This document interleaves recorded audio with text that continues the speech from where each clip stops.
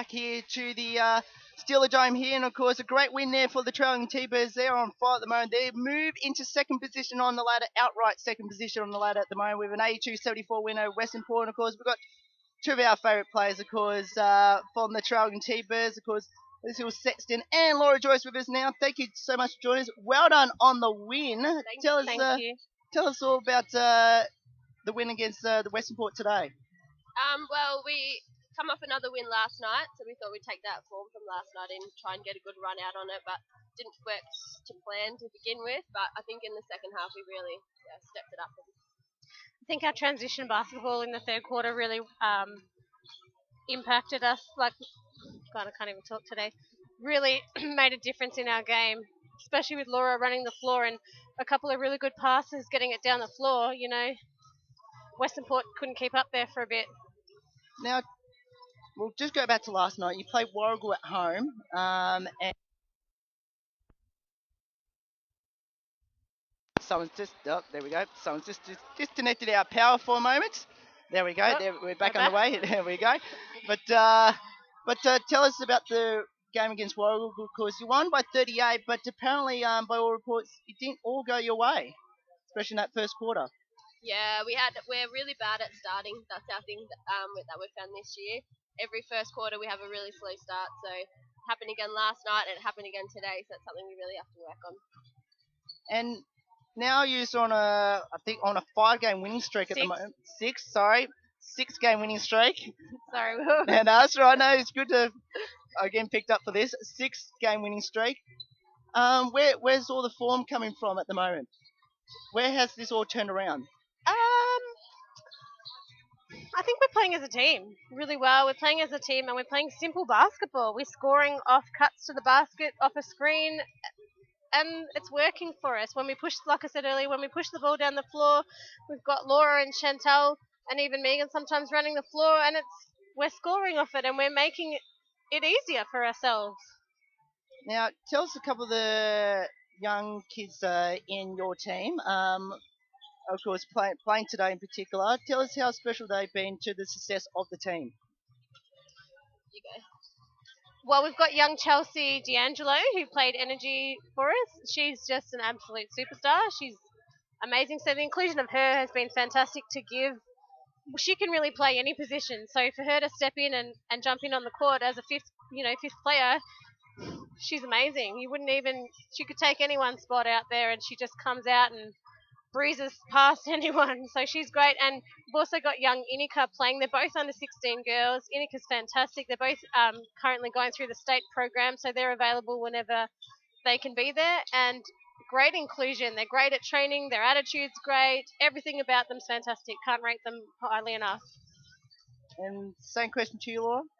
Our juniors have really, really stepped up this year, and I think, as Liesl said, we're playing as a team, so being a young girl, they're coming on the court and not feeling scared or anything like that. They're coming on ready to play, and that's starting at training, so it's really fantastic that we're all there every week working hard. We always like to include them and make them feel welcome so that it's not a big transition for them. They feel comfortable as soon as they get out there.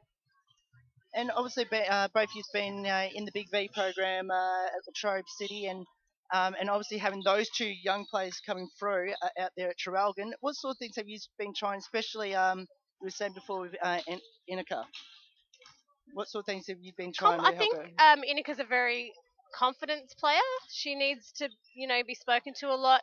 She's got a lot of fire, and she's really tough. To look at her, you'd think, this tiny little girl, but she's nothing like that. She's, you give her an elbow, she'll soon give you one back. So, you can't teach kids that these days. She's fantastic. And Chelsea just takes everything in her stride. She's gone places, that kid. Now being in, I guess, we're past halfway through the season. Obviously now yourselves are in second position on the ladder, of course, behind Moe. Oh, I didn't realise that. Yep, you're in second position on the ladder, outright second. How tough is this competition now, considering in past seasons?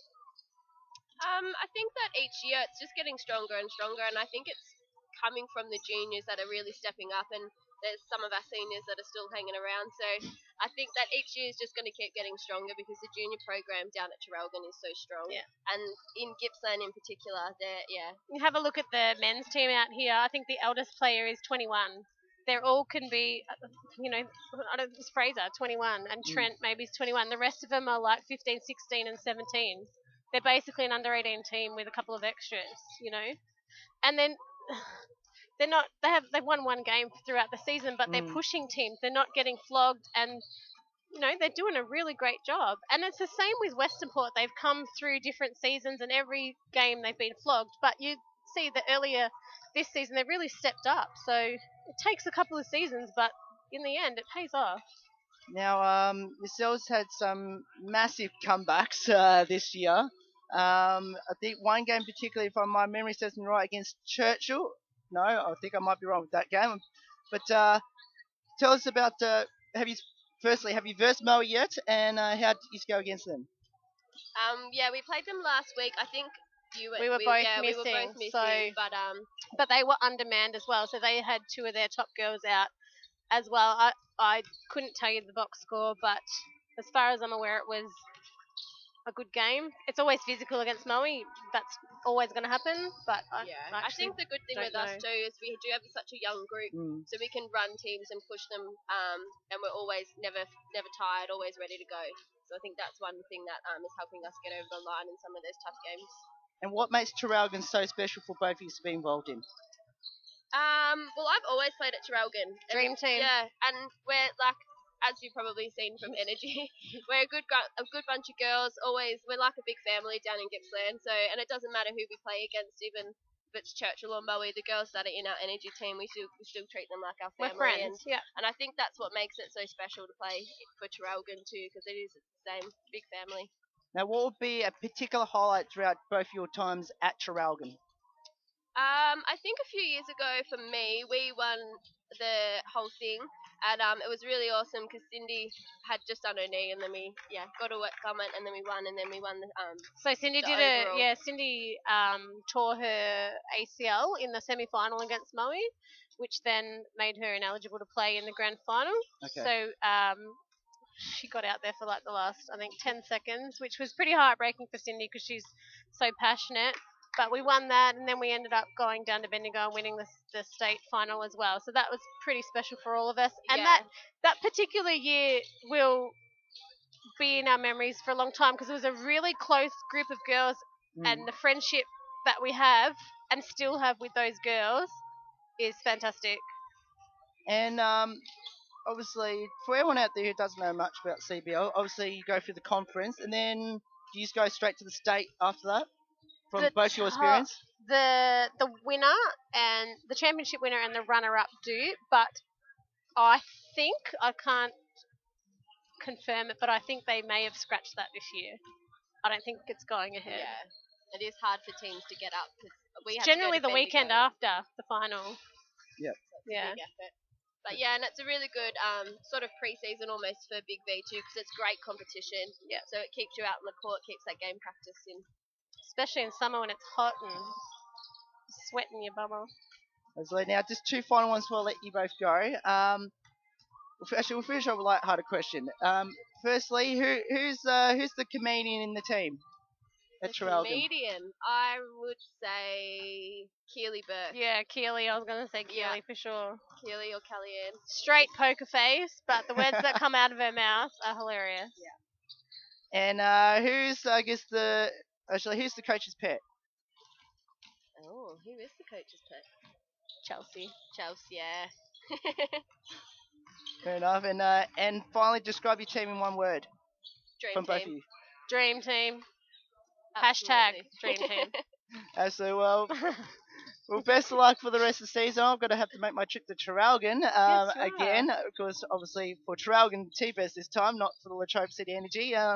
Best of luck, and I'm sure you'll see me at Traralgon in the next couple of weeks. Thanks, Will. Great. Thank you for having us. Thank you very much. No worries, and we'll be back for the men's game in just a moment.